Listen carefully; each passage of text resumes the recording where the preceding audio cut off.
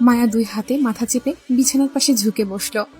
আপাতত টেনশনে মাথা ফেটে যাচ্ছে, নিজের ভাইয়ের সাথে কিভাবে যোগাযোগ করবে সেটা নিয়ে। মায়ার ভয়, ডর, আতঙ্ক, টেনশন সবকিছু বাড়িয়ে দিয়ে হাজির হলো কাজী মোল্লা ও তার ছেলে হাফেজ সাহেব। তাদের পিছন পিছন হালকা পাতলা গড়নের আরো একটা ছেলেও ঘরে প্রবেশ করলো, বাসার গেঞ্জি গায়ে দিয়ে। চোখে মুখে ঘুম ঘুম ভাব ছেলেটির। হয়তো ছেলেটিকে ঘুম থেকে তুলে এনেছে হাফেজ সাহেব, দেখে তো তাই মনে হলো মায়ার। কাজী মোল্লা সাহেব হাতে মোটা করে রেস্ট্রি খাতাটা বুকে চেপে মায়ের সম্মুখে দাঁড়ালেন। এক পলক ঘৃণা ভরা দৃষ্টিতে মায়া ও বেহুশরত ছেলেটিকে দেখে নিয়ে দৃষ্টি সরিয়ে তাকালেন হাফেজ সাহেবের দিকে। বাবার বিরস দৃষ্টির মানে বুঝতেই হাফেজ সাহেব নিজের ছেলেকে তাড়া দিয়ে বললেন, সুমন, যা, তোর দাদার জন্য দ্রুত একটা চেয়ার নিয়ে আয়।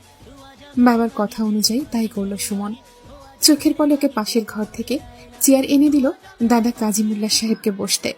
কাজী সাহেব কোনরকম ভনিতা ছাড়াই চেয়ার টেনে খাতা খুলে বসলেন মায়ার সম্মুখে।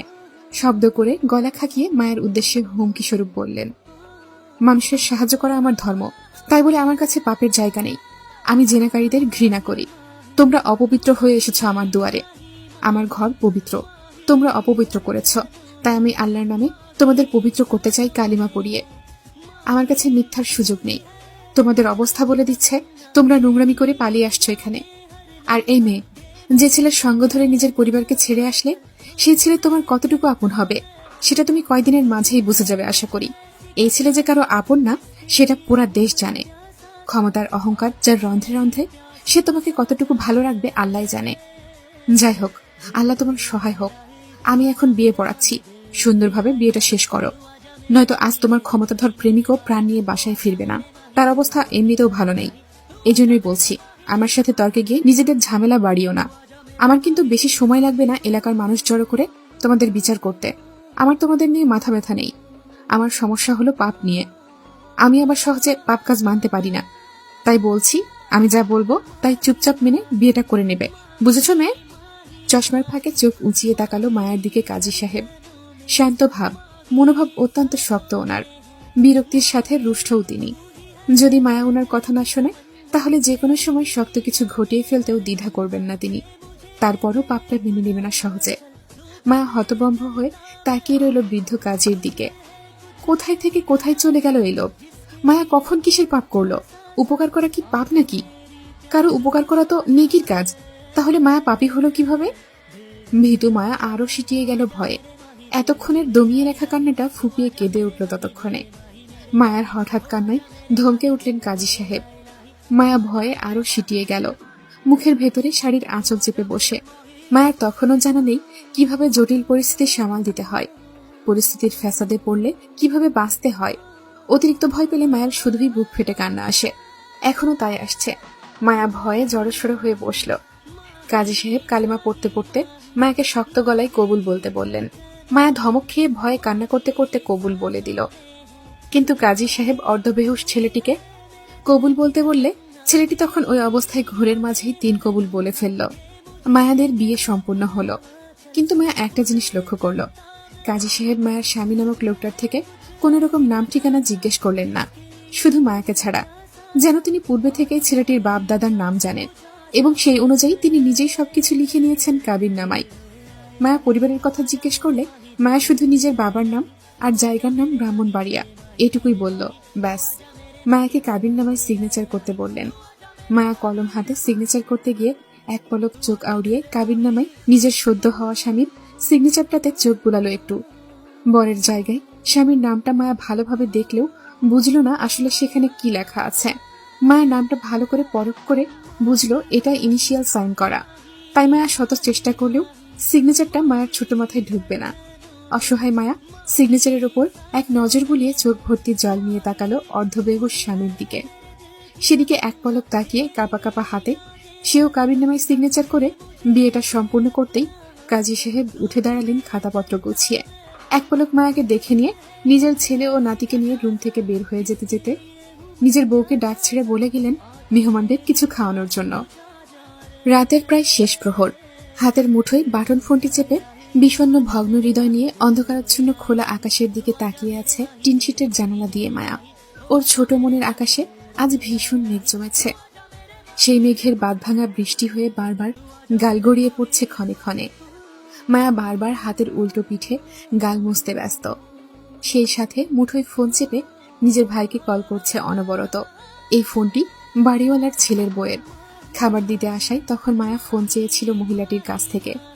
তিনিও মায়ের মনের অবস্থা বুঝে নিজের ফোনটি দিয়ে সাহায্য করেছিলেন মায়াকে। কিন্তু মায়ের ভাগ্য সহায় হলো না। সেই মধ্যরাত থেকেই এক নাগাড়ে কল করে যাচ্ছে আরিফকে, কিন্তু আরিফের ফোন বন্ধ, বারবার নট রিচেবল দেখাচ্ছে। মায়ার কান্নার বেগ বাড়ে, ফুপিয়ে কেঁদে উঠে বিছানায় শয্যাশায়ী স্বামীর দিকে তাকায়। নাম দাম পরিচয় কিচ্ছু জানে না মায়া, অথচ এই লোকটা নাকি মায়ার স্বামী। ভাগ্যের কি পরিহাস! এছাড়া এখন মায়া পালিয়ে গেলে ইহজীবনে এই লোকের সাথে মায়ার আর দেখা হবে কিনা তাও সন্দেহ। দেখা না হওয়াটা শতভাগ নিশ্চিত। এই লোকটা হয়তো নিজেও জানে না মায়া এই লোকের বউ। জানবেই বা কিভাবে? লোকটা সজ্ঞান থাকলে তো জানবে। লোকটা সজ্ঞানে থাকলে তো জানবে না কি? সে তো অজ্ঞানরত বেহুশ অবস্থায় মায়াকে বিয়েটা করলো। মায়ের মতো করে সেও মায়ের নাম ঠিকানা জানে না। এমনকি মায়াকে হয়তো চোখের দেখাও দেখেনি লোকটা। হুঁশ ফিরার পর এই লোককে মায়া কি বলবে? বলার মতো কি আদৌ কিছু আছে মায়ের কাছে? বিয়ের বিষয়টা জানতে পেরে যদি লোকটা উঠে মায়ের সাথে খারাপ আচরণ করে, তখন কি করবে মায়া? ভয়ার্ত মায়া আরো ভয়ার্ত হলো। চুপি সেরে এখান থেকে পালিয়ে যাওয়া পায়তারা করলো।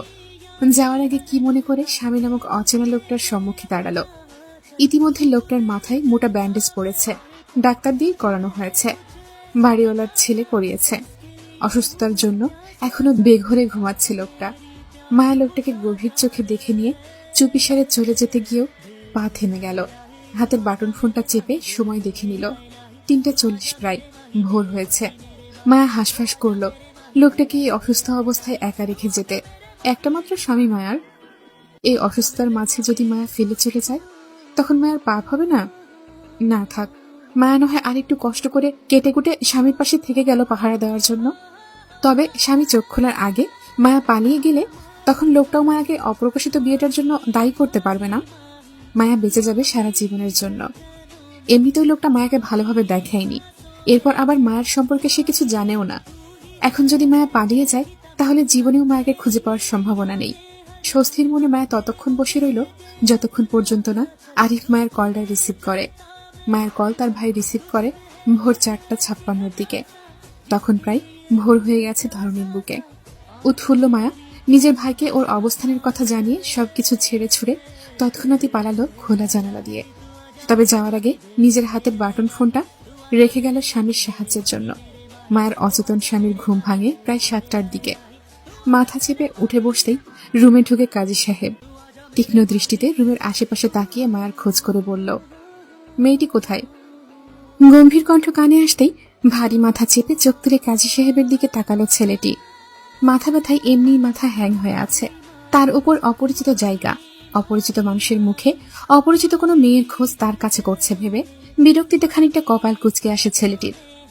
সে উত্তর করল না, বরং মাথা চেপে বলল, আমাকে এখানে কে নিয়ে এসেছে? আমার ছেলে। কাজী সাহেবের কথার পিঠে তেমন কিছুই বলল না যুবকটি, শুধু একটু করে বলল, একটা ফোন পাওয়া যাবে? কাজী সাহেব তীক্ষ্ণ দৃষ্টিতে ছেলেটির হাবভাব বোঝার চেষ্টা করে বলল, তোমার সামনেই রাখা আছে দেখো।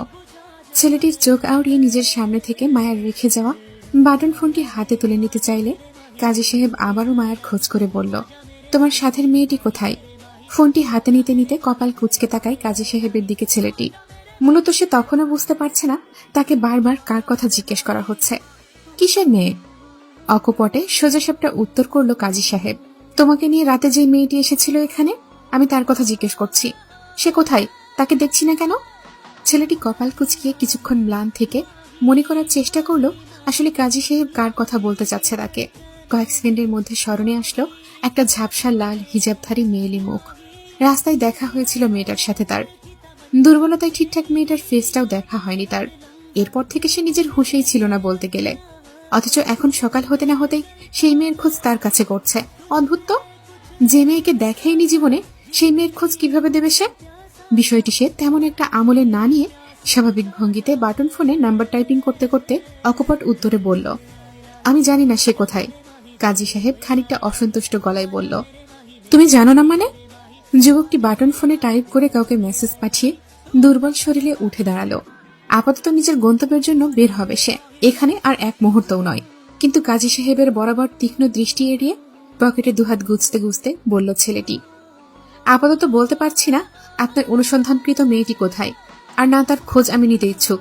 আমি চলে যাচ্ছি, আমাকে সাহায্য করার জন্য ধন্যবাদ। যুবকের কথায় খানিকটা তেতে উঠলেন কাজী সাহেব।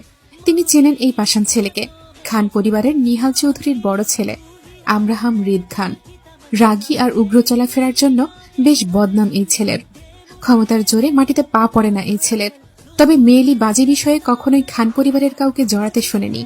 এমনকি রিদ খানকেও কখনো কোনো মেয়েকে নিয়ে জড়িয়ে আজে বাজে কিছুর বদনাম শোনেনি। তিনি মনে করেন খানবাড়ির মানুষজন আর যেমনই হোক না কেন, তাদের বাড়ির বউরা অন্তত মর্যাদা নিয়ে চলাফেরা করে সমাজে। হয়তো এই ছেলের ক্ষেত্রেও তাই হবে, বউকে সম্মান দেবে। কিন্তু এই ছেলে সকাল হতে না হতেই রাতের বিয়ে করা বউকে অস্বীকার করছে। কাজী সাহেব অত্যন্ত রুষ্ট গলায় হৃদের উদ্দেশ্যে বলল, মেয়েটি তোমার বউ, স্বামী হয়ে তার খোঁজ রাখা তোমার দায়িত্ব। তাছাড়া মেয়েটা বেশ ছোট, দুনিয়া সম্পর্কে তার ধারণা নাই থাকতে পারে। এজন্যই বলছি, স্বামী হয়ে তার খেয়াল রাখা তোমার উচিত। কপাল কুঁচকে কাজী সাহেবের দিকে তাকিয়ে থাকলো হৃদ। একটা অচেনা মেয়ে তার বউ হয় কিভাবে?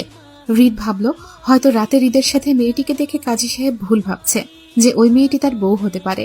হৃদ কাজী সাহেবের ভুল ধারণা ভাঙার চেষ্টা করল না।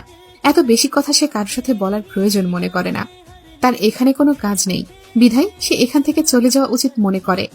কাজী সাহেবকে পাশ কাটিয়ে চলে যেতে চাইলে তৎক্ষণাৎ কাজী সাহেব হৃদকে আটকিয়ে পকেট থেকে একটা কাবিননামার কাগজ বের করে হৃদের হাতে ধরিয়ে দিয়ে তিনিও নিশ্চুপে রুম ত্যাগ করলেন। হৃদ কপাল কুঁচকে হাতের কাগজটির দিকে তাকাতেই এক আকাশ সমান বিস্ময়ে পড়ে গেল যখন দেখল বরের জায়গায় তার নিজস্ব সিগনেচার করা। হৃদ খানিকটা চমকানোর সাথে সাথে বিরক্তি বোধ করল এমন হুটহাট অপ্রকাশিত বিয়ের জন্য। হাতের কাবিননামাটাই তীক্ষ্ণ দৃষ্টিতে চোখ বুলিয়ে বউয়ের নামটা দেখে নিল এক পলক। সেখানে আনাড়ি হাতে এলোমেলো লেখা, রিক্তা ইসলাম মায়া। হৃদ বুঝতে পারল তার অচেনা বউয়ের নাম রিক্তা ইসলাম মায়া। নামটা সে তৎক্ষণাৎ মনে মনে বেশ কয়েকবার আউড়িয়ে স্মরণে গেঁথে নিল। তবে বইয়ের আনাড়ি হাতের লেখা দেখে হৃদের কপালে ভাঁজ আরো গাঢ় হল। ভাবল, তাকে রাতে কোনো নাবালিকা প্রাইমারি বাচ্চার সাথে বিয়ে দিয়ে দেয়নি তো? God knows. সদ্য বিয়ে হওয়া বউয়ের সম্পর্কে কৌতূহল জাগতে গিয়েও আকর্ষণ হারিয়ে ফেলল হৃদ। আবেগী হয়ে গা ভাসাবার মানুষ সে নয়, তাই বউ সম্পর্কে জানার আগ্রহ রইল না। হাতের কাবিননামাটা বেখেয়ালিভাবে সেখানেই ফেলে দিল হৃদ। সাথে নেওয়ার প্রয়োজনও বোধ করল না, আর না মায়ার খোঁজ করতে চাইল।